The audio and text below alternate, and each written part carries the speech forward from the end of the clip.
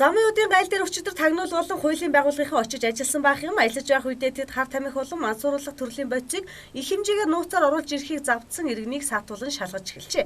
Баттай их сурвалжийн мэдээлж байгаагаар энэхүү этгээд нь монголчуудын сайн мэдэг рай сандлахын дуучин гэдгийг хэлж байгаа юм. Харин өөрийн их сурвалжийн мэдээлж байгаагаар замын үеийн гайлаар олонний танил эрхэм их хэмжээний хар тамхи оруулж ирэх гэж байна гэсэн мэдээлэл авсны дагуу тагнуулынхаа очиж шалгалт хийжээ. Ийхүү ард түмнийхээ хайр хүндэтгэлийг хүлээсэн олонний танил дуучин залуу хар тамхины хэрэгээр саатуулагдаж эрүүгийн хэрэг үүсгэн шалгаж эхэлжээ. Сүүлийн дурлалынхаа тэр дундаа хипхоп хамтлагийн уран бүтээлээсээ хүндэж хувийн бизнесээ хөгөө сургаггүй болсон гэж хэлж болно.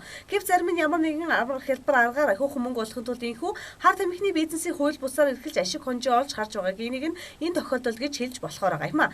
Түүний өнөөдрийн байдлаар шүүгэн шийдвэр гүйцэтгэх ерөнхий газрын харьяа хурдчлан хорих 461 дугаар ангиас хатуулан байцаалт авч эхэлж. 2016 он гарсаар сэцэн нөлөөлөх бодис буюу хар тамхи мансуурал төрлийн бодисыг хууль бусаар хэрэгэлсэн олж авсан гэсэн үндслээр нь 20 гаруй гэмт хэргийг бүртгэн эрүүгийн хэрэг үүсгэн шалгалтын ажиллагаа хийгдээ явагдажээ.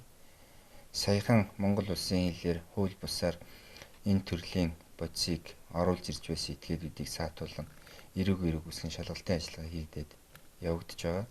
Хэвлэл мэдээллийн байгууллагынхантай хандаж хэлэхэд энэ талын мэдээллийг олон нийтэд хүргэхдээ аль болох урьдчилан сэргийлэх хор хөнөөл талаас нь хүргээч. Гэмт хэрэг талаас нь ялангуяа олонний танил, нэр хүнд бүхий, урлаг, спортын юм асуудалтай холбогдсон ийм асуудлыг олон нийтэд хүргэхдээ хор холбогдол талаас нь биш, гэмт хэрэг талаас нь хүргэснээр хүүхэд залуучуудад буруу сурталчилгаа болох дахин энэ төрлийн гэмт хэрэг гарахын нөхцөлөөс бүрдэх юм боломж байгаад идэг учраас энэ тал дээр цагдаагийн байгууллагаас мэдээлэл өгөх болгоомжтой байдаг.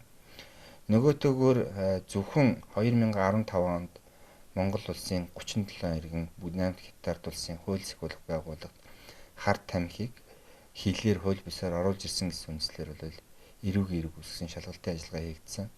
2016 оны эхний 5 сарын байдлаар Монгол улсын 6 иргэн Буднамт Хятад улсын хууль сахиулах байгууллагаас хилээр хууль бусаар нэвтрүүлгээр завдсан тээвэрлсэн гэмтрүүд холбогдсон шалгагдаж 20 хайл шийтгүүлсэн ийм тохиолдол байна.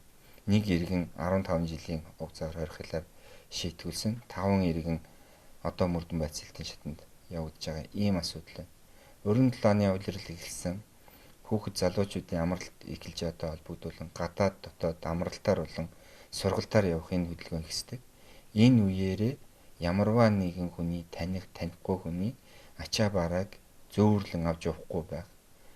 Шан харамж өгсөн ийм тохиолдолд яаралтай цагдаагийн байгууллагт мэдэгдэж шалгуулах өөрийгөө энэ төрлийн гэмтрээс урьдчилан сэргийл зайлшгүй шаардлага байна гэдгийг цагдаагийн байгууллагаас анхааруулж. Даршин дуртахад сүүлийн жилүүдэд манай улсын иргэд хар тамхи тээвэрлэх худалдан борлуулах, мансууруулах төрлийн гэмтрэгт холбогдох нь эрс эхэлсэн. Эдгээр гэмтрэгт манай урлагийнхан буюу олонний танил хүмүүс ихээр холбогдох болсон ба хамгийн сүүлийн жишээг дурдах юм бол энэ оны 2 дугаар сард Айстов хамтлагийн нэгэн гишүүний хар тамхины давтан хэрэгээр саатуулан шалгаж байсан юм а. Түүнчлэн хэлийн чандад энэ төрлийн гэмтрэгт холбогдох иргэдийн том өсөлттэй байгаа юм. Энэ талаар цагдаа ерөнхий газрын хэвлэл мэдээллийн төвөөс анхааруулж байгаагаар бүгд найрамдах Хятад ард улсаас хар тамхи мансууруулах бодисыг олон улсын хэлээр гаргахыг завдсан тээвэрлсэн гэмт хэрэг залуус холбогдох нь их болоод байгаа юм а. Он гарсаар эхний 5 сарын байдлаар гэхэд 6 иргэн энэ төрлийн хэрэгт холбогдсон байна. Нэг нь 15 жилийн хорих ялгаж бусдынх нь мөрдөн байцаалт үргэлжилж байгаа юм а.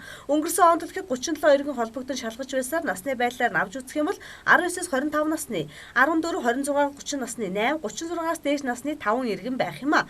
Болгоомжгүй байдлаасаа болж гэмт хэргийн золиос болох эрсдэлтэй хар тамхитай холбоотой гэмт хэрэгт оног хариуцлага маш өндөр, ялангуяа бүгд найрамдах Хятад ард улсад цаазаараа хүртэл ялтай. Тиймээс энэ төрлийн гэмт хэргийг залуустай сэрэмжлүүл анхааруулж байгаа гэдгийг хэлж байгаа юм а. Өдрийн тойрт оюун мэдээллээ.